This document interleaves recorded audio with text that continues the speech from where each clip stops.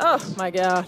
Sophie's a dog. She raises the level of play of everybody around her as soon as she steps foot on the floor. Hell, even on the sideline. A star was born after just one game. Sophie Cunningham's fever didn't only appear in her first game. With Caitlin Clark on the sidelines, she made a statement. Even so, fever enthusiasts received more than they paid for. All right, so Sophie Cunningham really shined with Caitlin Clark out, and she is going to be an absolute steal for the Indiana Fever. She brought everything. Buckets, hustle, attitude, leadership, swagger, grit, and defense. She also did more than just play a part. It belonged to her. The audience sensed it. Her colleagues sensed it. Indeed, the detractors also sensed it. The problem is that this is only a sneak peek. She is set to become the favorite of all Fever fans and the terror of all rival fan bases, if the early indications are any indication. We've seen the evidence after the analysts hinted to it. The Fever made an underappreciated acquisition. Her opponents have already singled her out, and the detractors are already yelling, so you can tell. Cheering on violence against this basketball player. They don't like her. The season hasn't even started yet. Let's talk about what transpired on the court, the difficult moments, and why Sophie might be the Fever's X factor and the ideal teammate to support Caitlin Clark's success.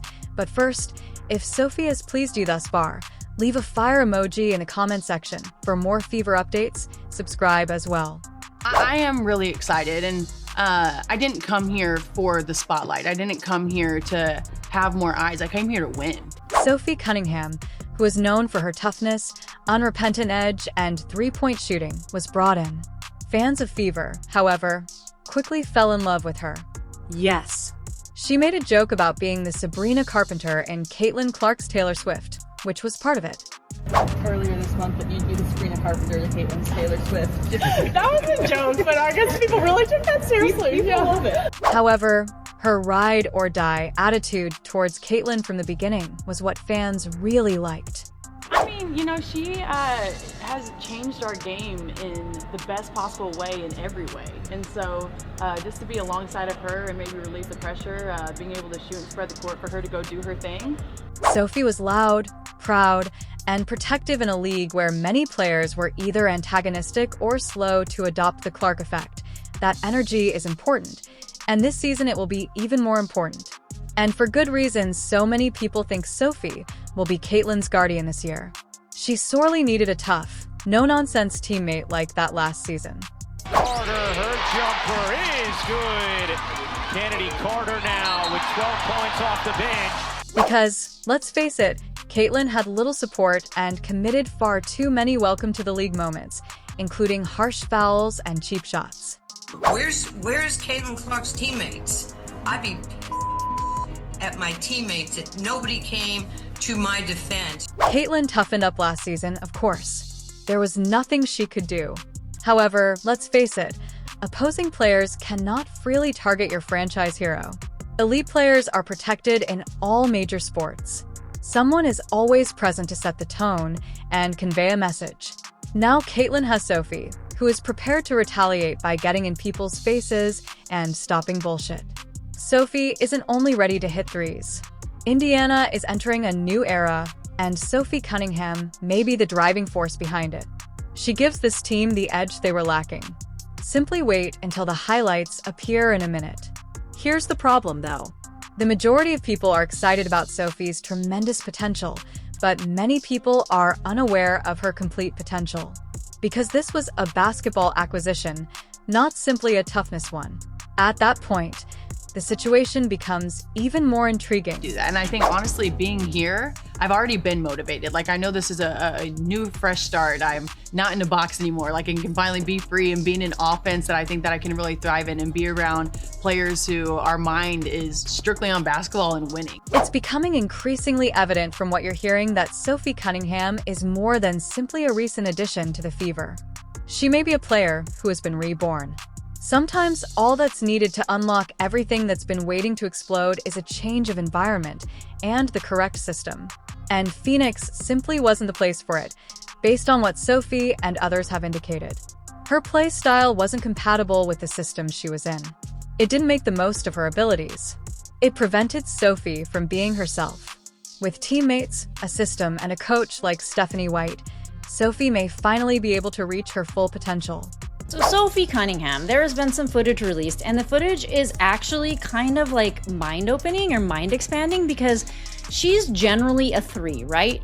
Or actually, she's generally a 4. She was played as a power forward over on the Phoenix Mercury, and Lexi Brown on her Full Circle podcast had noted that Sophie Cunningham's natural position is a 3, and the way that Indiana Fever run their motion offense and some run and gun, she sees the Indiana Fever putting Sophie back in that 3 position, so she sees her having like more of a breakout season than she'd had at the Mercury, having to play a position that wasn't exactly natural to her. Early in camp, Sophie made an impression by demonstrating her versatility in addition to her ability to bring her typical fire and knockdown shots. Such adaptability is invaluable. Sophie is demonstrating her versatility by starting, coming off the bench, spacing the floor, defending numerous spots, and being the emotional spark.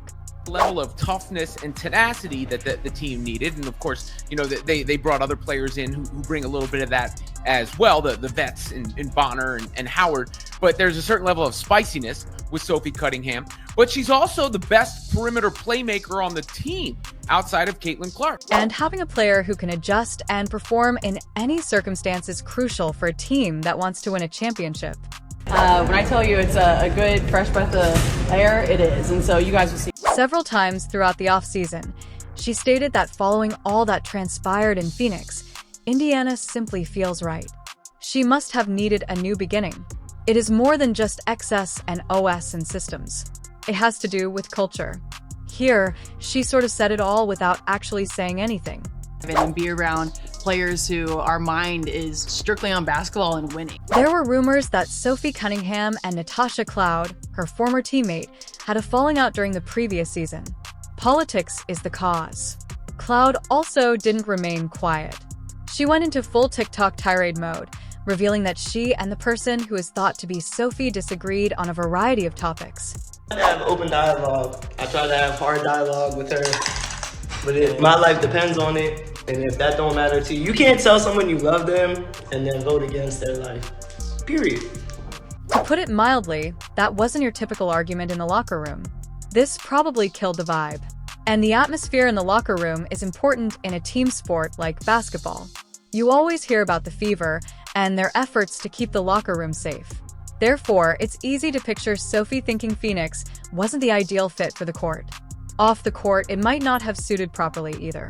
With the improved system, the new setting, and the new beginning, there was every reason to think Sophie Cunningham would be more than simply a depth player for the Fever. She is competitive, intelligent, and adaptable. Depending on the circumstance, she can contribute on both ends, play a variety of roles, and provide the team with exactly what it needs. Any lineup can use this plug-and-play weapon. And we saw what that looks like for the first time in Game 1. Caitlin Clark was not present, thus everyone's attention was on the supporting actors. Sophie was given the opportunity to shine, and she did not let anyone down.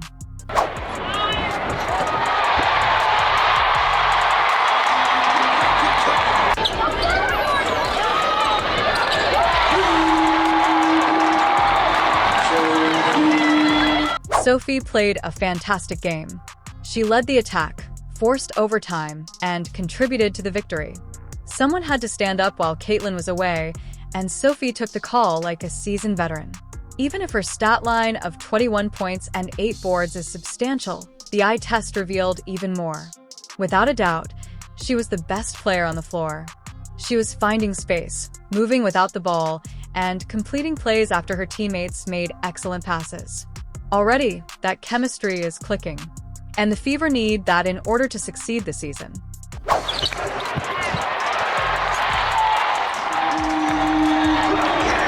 However, Sophie Cunningham's contributions to the Fever were more than simply her points and rebounds. The rest of the league knew that you were no longer going to punk this squad because of the fire, intensity, edge, and no-nonsense approach.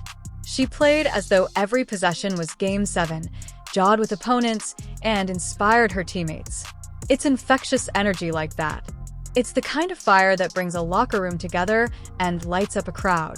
And that's exactly what you need for a star-studded team with great expectations and a lot of attention. Her opponents were all over her, so you knew she was having an effect. Do people not realize it? Like, if anything, people are like, oh, people aren't going to want to mess with Sophie Cunningham. No, everyone wants to mess with Sophie Cunningham. But people aren't going to mess with Caitlin Clark. If people go near Caitlin Clark, Sophie Cunningham's immediately stepping in. If you mess with Sophie Cunningham, DeWanna Bonner's going to be stepping in. Throughout the game, Sophie was singled out and received 2 blatant flagrants. Sophie, as usual, wasn't having any of it. Like this, I think you need that level of toughness that they did not have last year, because you want a player on your team that other players hate playing against, and there's no way the teams like playing against Sophie Cunningham.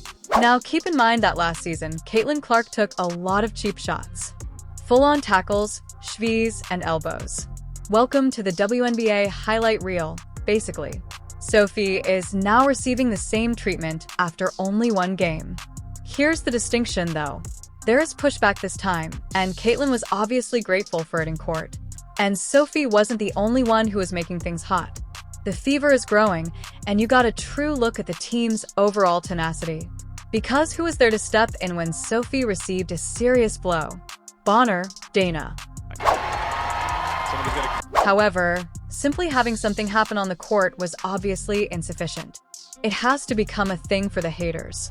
They descended in full force, saturating social media with posts praising Sophie's defeat by a rookie as if it were a moral triumph. Not merely a chippy play or a hard foul was being celebrated. They were pushing for more. You see Bonner saying, nah, what are you doing right there? Getting right in her face. This is not something that the Fever had in the locker room last year. Here's the truth, though. The Fever were already going to be circled on every club's calendar because they were by far the most popular team in the league. Imagine, for example, that because your opponent has more supporters, your games are moved to an arena that is 2 to 4 times larger. After then, the Fever went away. We are seeing literal people, not threats of violence, but people encouraging violence against a player.